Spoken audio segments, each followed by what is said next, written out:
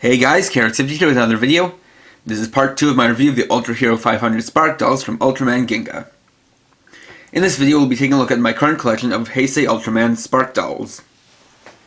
So like before, I'll take a look at each one individually, then show what sounds they make with the Ginga Spark. So starting off, we have Ultraman Tiga. The first thing you'll notice about him is that he is the first Ultraman to not just be red and silver.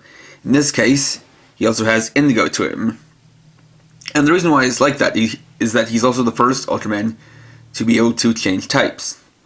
This is his base form, multi-type. He also has a red form called strong type and a blue form called sky type. Design-wise, he also has some new creases to his helmet, as well as these gold bands that go across his shoulders.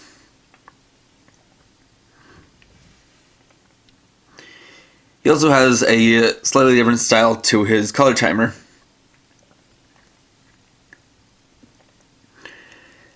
And in general, his pattern is different from past Ultraman, especially with that you've got the red that's primarily focused in the center, with indigo being out to the sides.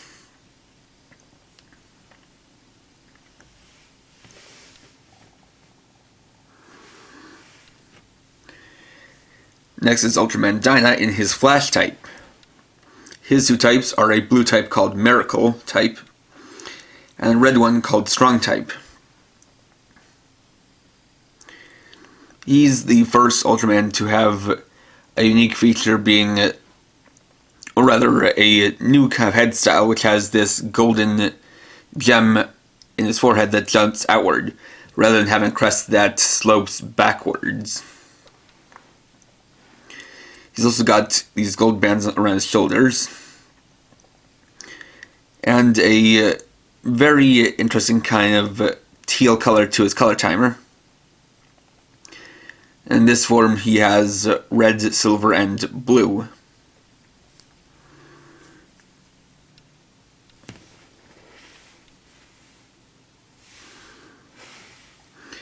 Next is Ultraman Gaea version 2. Another thing with Gaia is that unlike Tiga and Dyna, who have type changes, he instead gained a new default form, being version 2. Version 1 was the same as this, except this black band was red instead. You can see he has some gold markings on his head, and a triangular shaped color timer with a gold border.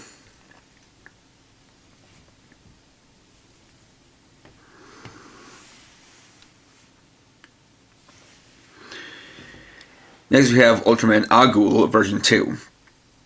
Ultraman Agul is the first secondary Ultraman, and the first one to be blue by default. He also has a crest that slopes forward, and some black lines on his head, as well as a diamond-shaped color timer. He has a similar design to Gaia version 2, except for him, his version 1 were that these gold markings were silver instead, and he still had the black.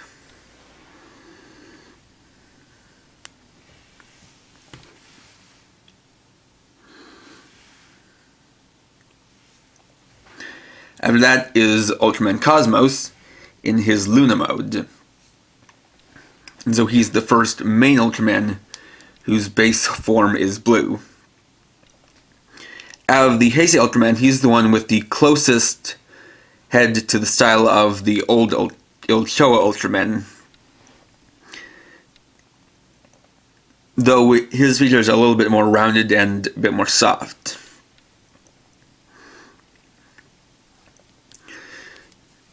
The entire body is blue with silver markings, and lighter blue for the color timer. And one thing to note is that, about him is that his hands are molded as open palms rather than fists, and this is because Ultraman Cosmos, instead of defeating his enemies, would soothe and pacify them. So that made him rather unique among Ultramen.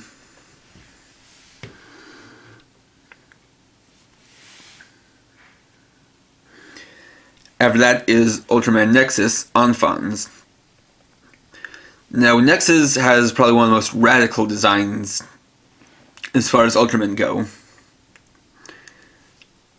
As you can see, there's a lot more mold and detail to him. And notably, he has a mostly gray body with some silver and red. Also, this very different head style with this kind of helmet-like look to it. And these nodes on his forehead. As well as a unique shape to his color timer that's red, as well as these two red markings on his forearms. He also has fins on his forearms and on his legs. Now, the thing about Nexus is that he is part of a special project that was basically to create what was supposed to be the original concept of Ultraman, which was for the silver parts to be armor-like skin, and the red parts to be like muscle or sinew. And he has two more forms called Junus and Junus Blue, the normal Junus being red.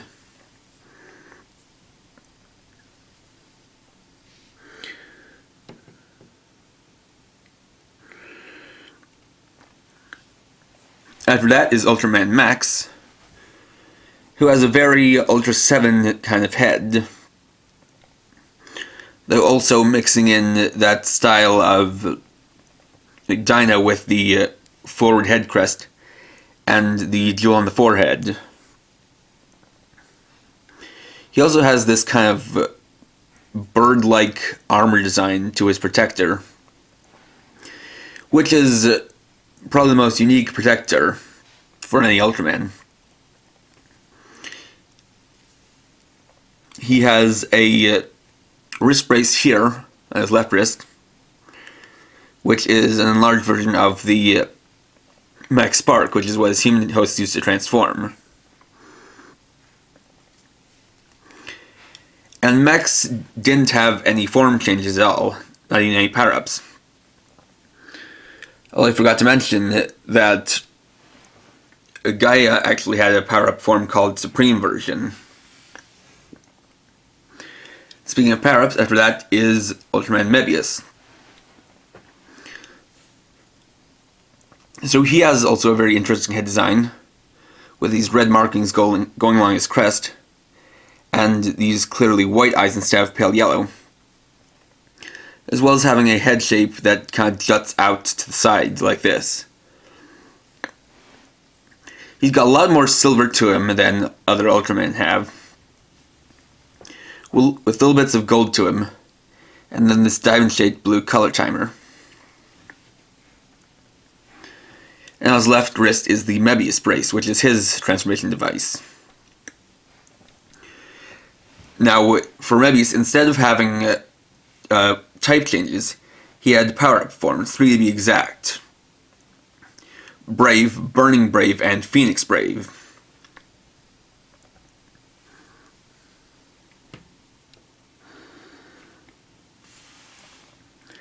After that is Ultraman Hikari, who is a secondary Ultraman from Mebius. He's also a blue Ultraman, but he has 2 different shades of blue. This darker blue for most of his body, and then a lighter blue for the sides. He also has a pretty interesting head design, with these 2 horns that stick out to the side, and gold markings that go along his crest. Though he has the typical color of eyes.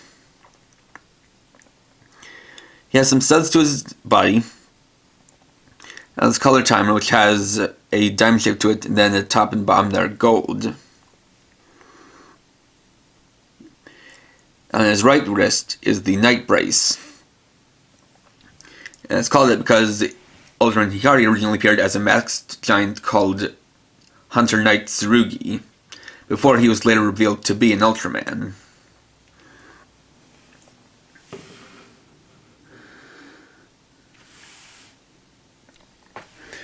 After that is Ultraman Zero, who is the son of Ultra 7.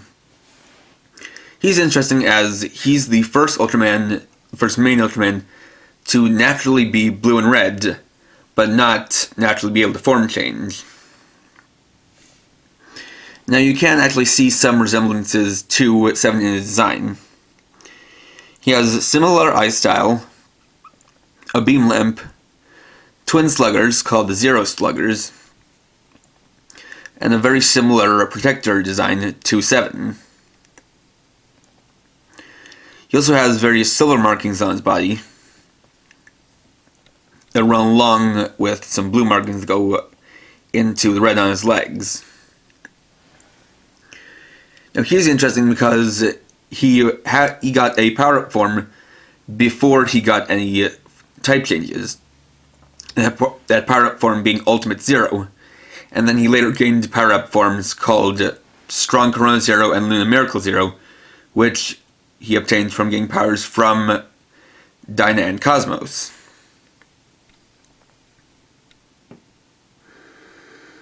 Though before that, he fused with Dyna and Cosmos to make Ultraman Saga. Being a fused Ultraman, he has a very, very unique design. Not really having the standard kind of body design or color design of an Ultraman. He's very crystalline in look. You can see with his head, he has these crystal-like spikes to it. A very subtle metallic blue for a forehead gem. A lot of sculpted detail on him.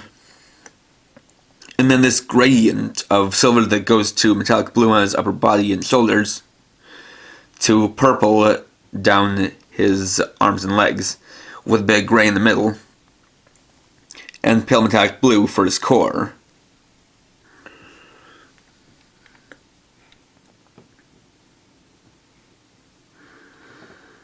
After that is Ultraman Ginga,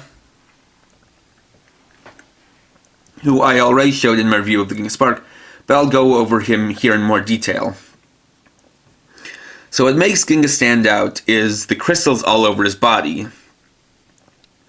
And the thing about these crystals is that rather than being used for form changes, they're used for special attacks. He has various different elemental and energy-based special attacks, and when he uses them, the crystals on his body change color to match. He has this 3-pronged crystal on his head, 2 on his chest, 1 on each shoulder, 1 on each forearm, and 1 on each leg, or rather 1 on each shin. And he's interesting because he's very much a red Ultraman with silver markings, and they have this kind of energy or tribal-like look to them, which really does make him stand out.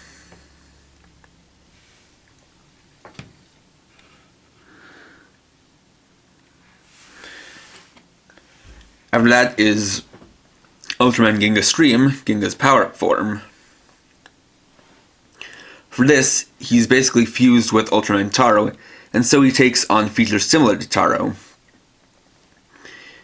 He has a new protector armor with various studs on the body which are supposed to be golden, though only a few are painted here. Has a green beam lamp, and the kind of light metallic blue crystals on his body change to a deeper color of blue. He also gains the Stream Embrace, which lets him use various special attack of past Ultraman, or special attacks. Though unfortunately the protector is only painted on the front and not on the back. In fact, he's also missing some paint on markings off the sides. But that is forgivable, as this is just a Spark doll, and this isn't one that's used in the show.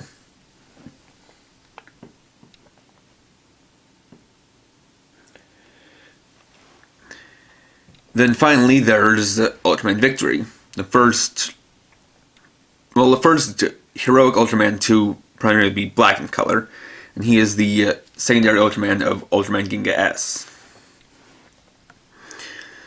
So he very much has a V motif to him, with a V crest to his head, his color timer being V-shaped, various V markings down his chest, Then V markings on his forearms and shins, with some red markings also mixed in.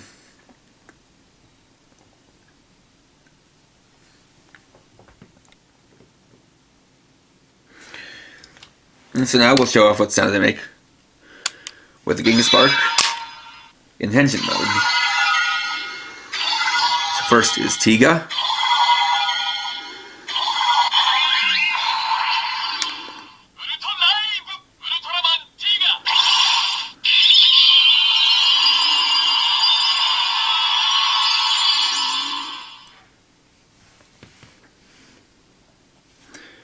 Then Dyna.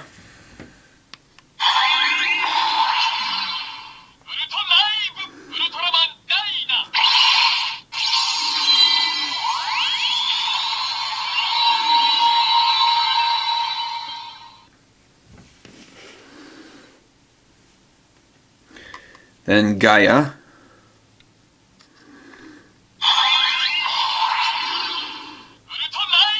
Ultraman Gaia.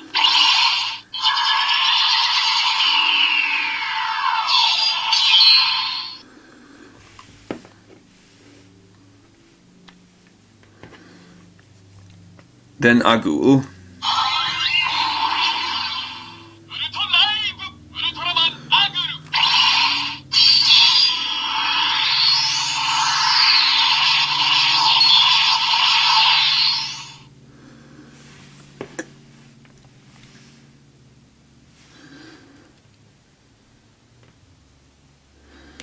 Then Cosmos.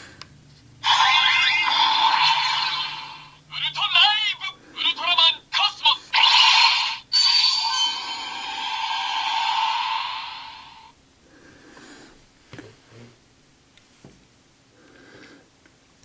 Then Nexus.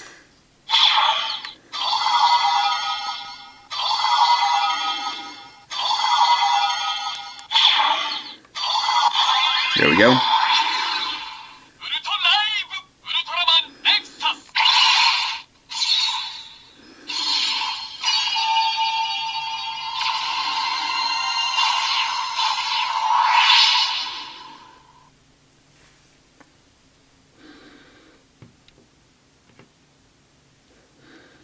Then Max.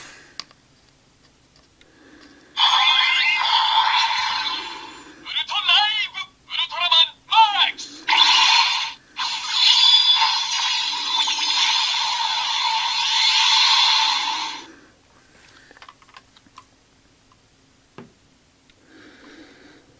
Then Mebius. UltraLive. Ultraman Mebius.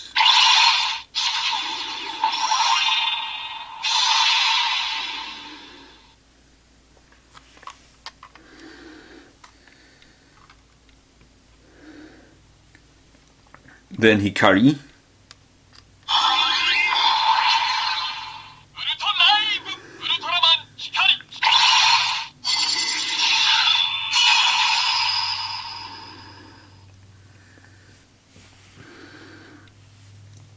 Then Zero.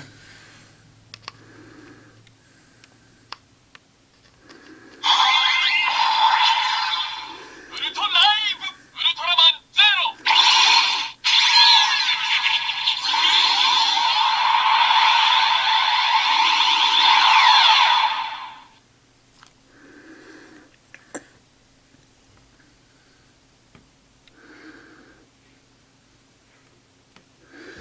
And Saga.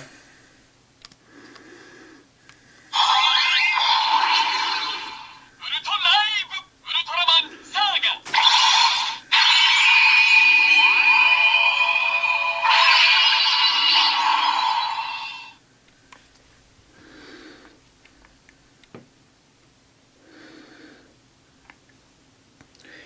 Then Ginga. UltraLive. Ultraman Ginga.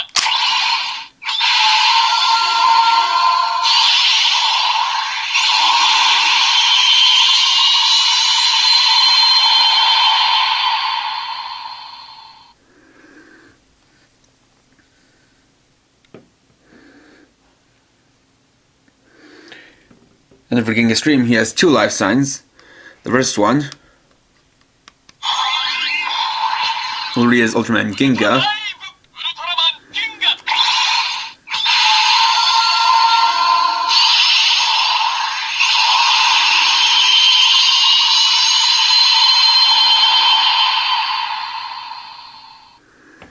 And the second one will read as Ultraman Taro. UltraLive. Ultraman Haro.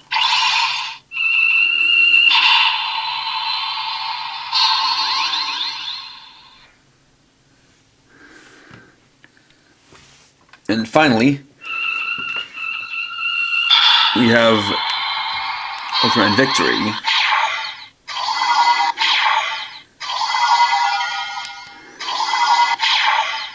who only works in Shokan mode.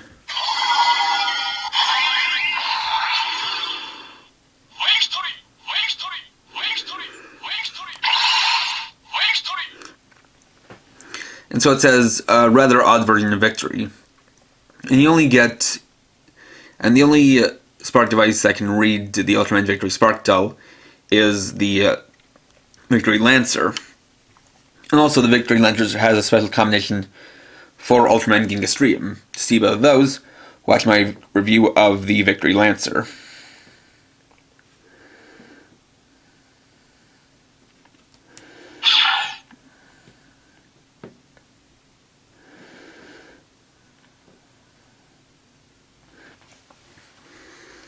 So overall, I definitely prefer the Heisei Ultraman to the Showa Ultraman. They're a lot more varied and they have more complex transformation sounds. Although of course there aren't any phrases to them, it's just sounds. But they still are very unique, and these guys are very well painted and very well detailed. So I can definitely recommend picking these guys up, although again, I'd recommend picking up a few, just so that you have a few sounds to get out of the Ginga Spark or Victory Lancer. And really, I'd say only pick up these two if you actually have a Victory Lancer, because they don't get their intended functions out of the Ginga Spark. But besides them, you can get any of them regardless of what Spark you have. But these guys are definitely recommended. So, thanks for watching. Please rate, comment, subscribe, and check out my channel for more videos. And for now, this is KRX50, writing off.